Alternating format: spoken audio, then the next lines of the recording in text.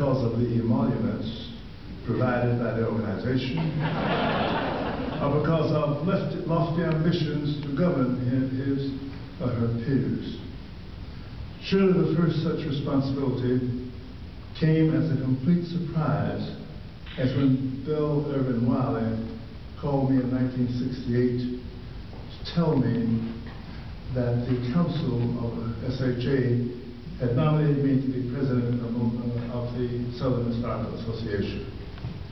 I was seated in a comfortable chair in my home in Chicago. Otherwise, I am certain that I would have fallen on the floor.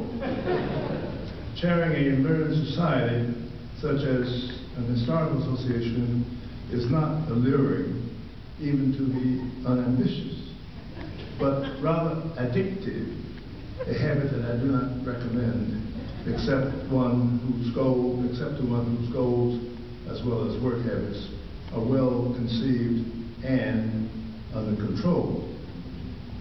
Imagine, if you can, that within a few years after completing my stint as president of the Southern Historical Association, I was nominated for the presidency of the Organization of American Historians.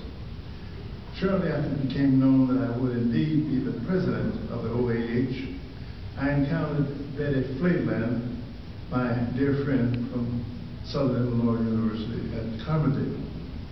She casually remarked to me that I had a good chance of winning the Triple Crown. I wondered aloud what she was talking about. She looked surprised that I had not heard of the Triple Crown, did not know what she was talking about. She then explained that with the presidency of the Southern, I had won the Kentucky Derby. And with the presidency of the OAH, I had won the Preakness.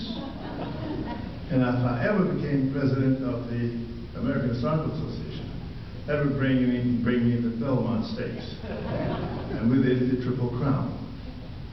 Never had I thought of the great historical societies in terms of racetrack horse events, or of myself as an owner of great horses, or even as a jockey. Yet there I was, approaching the lofty status of Van Woodward, Louis Harlan, and Arthur Link, all of whom had won the Triple Crown. The thought was a heady one that I could not fully comprehend at first, or even to contemplate. American members of the learned societies were no longer excluded or required to enter the rear doors of the hotels where they met. I personally felt that I had paid my dues by serving as an expert witness in the Lyman Johnson case against the University of Kentucky that broke the racial barriers against African Americans, in the case of Brown against the Board of Education, when the Supreme Court declared in 1954 that segregation in the public schools was no longer unconstitutional. At last, historians of whatever race or national origin could meet wherever they liked and commingle as equals and as one professional and social group. What a relief for those who had endured the indignities and humiliations of earlier years. And so my leadership of the OAH could concentrate on working to promote a more effective and successful organization for the well-being of all historians.